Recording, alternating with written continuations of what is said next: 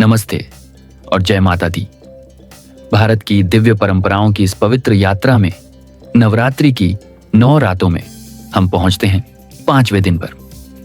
जैसे जैसे यह साधना की रातें आगे बढ़ती हैं, मां दुर्गा के स्वरूप और भी गहराई से प्रकट होते हैं। हमने अनुभव किया मां शैलपुत्री की स्थिरता, मां ब्रह्मचारिणी की तपस्या, मां चंद्रघंटा की वीरता और मां कूष्मांडा की सृजनात्मक ऊर्जा।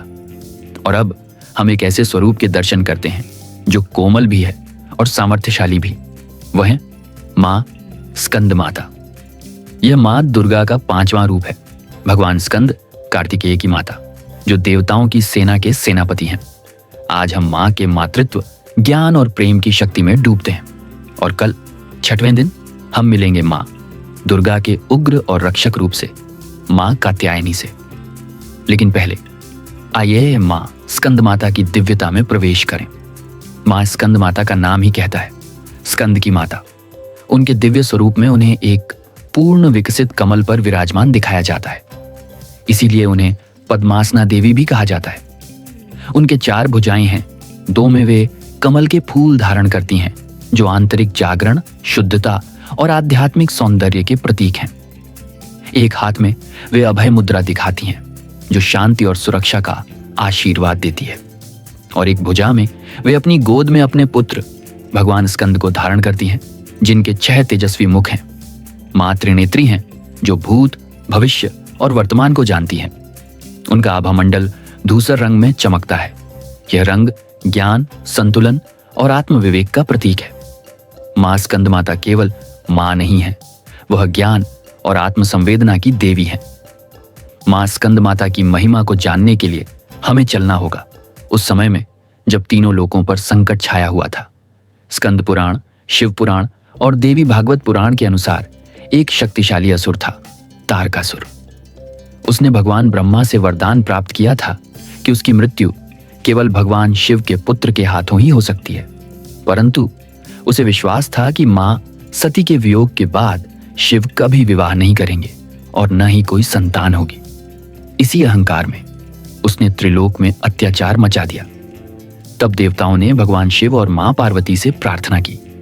मां पार्वती की कठोर तपस्या और भक्ति के परिणाम स्वरूप शिव पार्वती का पुनः मिलन हुआ। उनके मिलन से एक तेजस्वी अग्निकण उत्पन्न हुआ, जो पृथ्वी पर सहन करने योग्य नहीं था। अग्निदेव ने उस तेज को अपने भीतर लिया और फिर उसे गंगा नदी की शीतल धारा में प्रवाहित किया। गंगा से वह तेज सरवण वन, एक पवित्र वन जहां केवल रेखाएं सर थीं, में पहुंचा। वहां 6 कृतिकाओं देवियों ने उस तेज को पाला और पोषित किया। इस प्रकार जन्म हुआ कार्तिकेय का, जिनके 6 सिर थे, जो 6 इंद्रियों और सद्गुणों का प्रतीक है।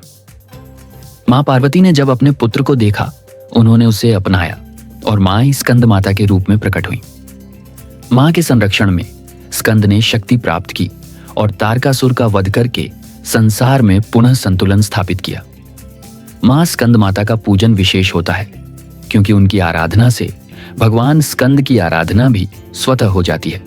शास्त्रों में कहा गया है कि वे भुक्ति, सांसारिक सुख और मुक्ति, आध्यात्मिक मोक्ष दोनों प्रदान करती हैं। वे ज्ञान की देवी हैं, क्योंकि मां ही प्रथम गुरु होती है। छात्रों को वे एकाग्रता और विवेक देती हैं। भय, चिंता या भ्रम से ग्रसित भक्तों को वे मानसिक शांति और आत्मबल प्रदान करती हैं। और सबसे बड़ा वरदान वह है उनका निस्वार्थ मातृत्व, जो किसी भी अस्त्र से अधिक शक्तिशाली है। नवरात्रि के इस 5वें दिन धारण करें धूसर ग्रे रंग, जो संतुलन, चिंतन और शक्ति का संयमित रूप दर्शाता है। मां को अर्पित करें केला, जो उर्वरता, सरलता और मधुरता का प्रतीक है। पूजा सरल है। दीप जलाइए, उनका ध्यान कीजिए और मंत्र के साथ भक्ति में लीन हो जाइए। ओम देवी स्कंद माता है नमः मां के पद्मासन स्वरूप का ध्यान कीजिए।